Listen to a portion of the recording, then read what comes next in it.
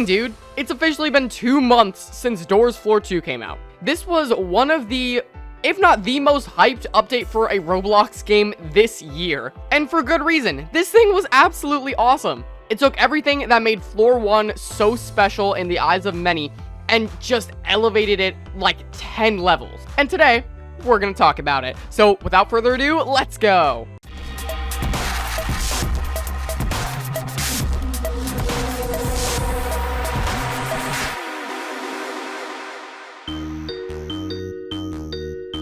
So first, let's get a little background.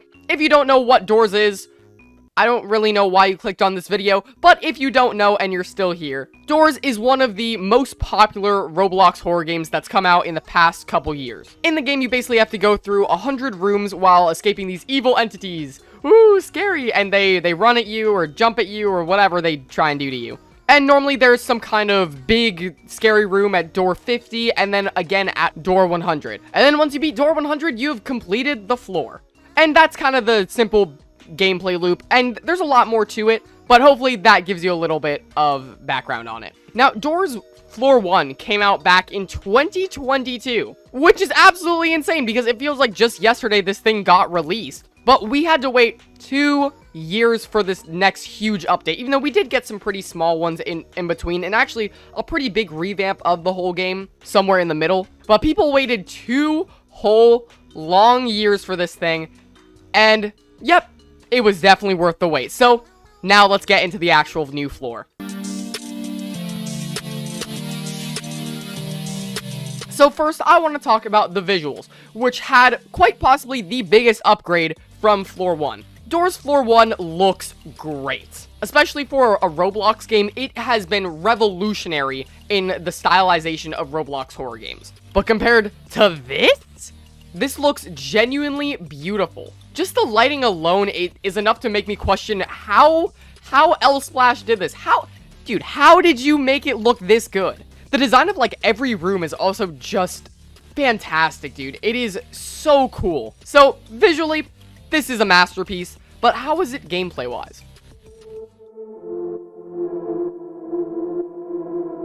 So Floor 2 pretty much does the same thing as Floor 1 for the most part. You go into a room, maybe solve a puzzle or something, and then go into the next room, repeat 100 times. But I feel like in this floor specifically, there's so much variety to it. Really, no 2 rooms look the same, and there's also a lot of different little checkpoint rooms in this one. Like, normally, you're gonna get this room with the figure, and then this room with the figure, and this room with the figure, all in one game. It is almost a guaranteed thing, I think. And you're also gonna get halt every single time you play it. So while this does add more, like, interesting stuff to some individual rooms, it does kind of take away from the replayability of it all, but personally, I don't really see this as a problem. Also, in my opinion, the puzzles got a huge upgrade from Floor 1. Floor 1 definitely had some pretty good puzzles, but I feel like they take a lot more effort to just think it out in this one, which I really, really respect. There's also a much wider variety of puzzles, which is always really nice too.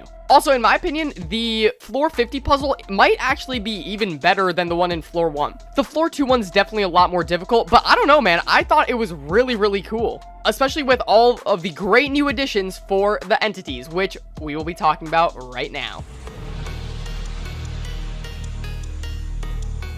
So they added a bunch of new entities for this one. So first up, we have the Gloom Bats. Now, these are pretty cool new little entities, but I don't think that they're as good as all of the other ones that we're going to see in just a second. They're cool and all, and they definitely serve a purpose pretty well, especially with how dark the mines tend to be, which also adds to the whole visual flair of everything. The mines are really, really dark, which makes everything that much creepier, and it makes this a genuinely pretty good horror experience, which is great. But I don't really think that they're all too special. Now, what you're really here for is for me to talk about the giggles and the grumbles. I don't know, man. I love these things. The little giggles are so cute, especially when you get them off your face and they just, like, flop on the floor and just kind of lay there and, like, giggle and twitch a little bit. It sounds worse than it actually is, I swear. And then the grumbles are genuinely pretty scary, if I'm being honest. These things are gigantic, so if they get you in a corner,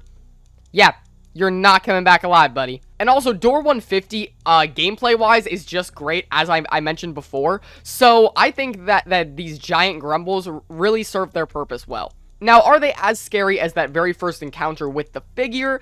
I don't really think so, but they're still very effective in what they're trying to do. But of course, we can't talk about the new entities without talking about Seek's upgrade, bro. Seek in this chapter is absolutely insane, and I freaking love it. Oh my goodness. Seek in Floor 1 is an absolute pushover. I think we can all pretty much agree with that. His chase is not hard. In this, though, oh my goodness. Don't even get me started on this chase. It is absolutely insane in all the right ways, mind you. Doors, in my mind, has always been a game where if there weren't other, like, big YouTubers playing it, it would be a game of trial and error, which it kind of still is, especially in Floor 2. Basically, you do something wrong, you figure it out. And that really just adds to that sense of accomplishment when you finally do beat the game. That's exactly what I felt when I finally beat the stupid Seek chase. But I also feel like, at least for the first one, it's pretty fair. The second one, I don't know. In my opinion, the second one isn't as good as the first one in this case. I think they're both done equally well, but the mechanics of the guiding light kind of being all funky in the second chase really is not good. I don't think they should keep that in. It really does just seem unfair, and there's really no reason behind it. And then Door 200. Oh my goodness. Seek goes absolutely insane here. Ian plays the GOAT. Help me get through this, or else I probably would have died. So honestly, I can't give too much feedback about the final boss, but I just know it looked so freaking cool. Going back to some of the other Floor 1 entities, though, I will admit that the figure doesn't really get a ton to do here. He has a couple different appearances throughout the floor, but I don't think he gets to do quite enough. On the flip side, though, Screech is still here, just vibing, being even more prevalent now that everything is just super dark. And Halt, of all people, got a huge revamp because he spawns in, I think, every single game now, which is really cool. Good for you, Halt. You were very underrated in Floor 1.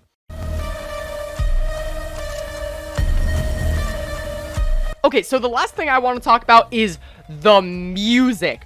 Oh my gosh, dude, the music is absolute fire. The Seek chase alone is just so musically amazing. It's so intense and so just... Oh my gosh, I am a huge video game and movie music, like, score buff, and this just melted my brain the first time I heard it. It was fantastic. L-Splash, whoever you have doing it, or if you're doing it yourself, keep up the great score work, dude. It's absolutely awesome. So, to answer my question, did Doors Floor 2 live up to the hype? Well, I probably wouldn't be making this video if it didn't, so absolutely it lived up to the hype, dude. Doors Floor 2 took basically every single thing about Doors Floor 1 and made it just that much better. The visuals, the music, the gameplay, the new entities, the everything, just, it's so peak. The only thing is, this game is really, really hard. It is not for the faint of heart, and you might throw your iPad across the room. I guarantee you that. But if you can muster up the courage to persevere and get through this thing, I would highly, highly recommend it. It is fantastic. So with that said, I think that's actually going to wrap it up for this video. If you guys did enjoy, make sure to leave a like and also subscribe to my channel and hit that notification bell so you know when I post more awesome videos like this. Doors Floor 2 was absolutely awesome. I was about 2 months late to the party myself. I just played it a little bit ago. If you guys want to go check out that stream. It's kind of a long one, but it's definitely worth checking out. I absolutely loved the new update. Let me know your thoughts on it in the comments down below, because I'm sure some of you guys are still trying to beat the game as we speak. And to those of you doing that, I wish you good luck. So with that said, thank you all so much for watching, and I will see you guys next time. Bye!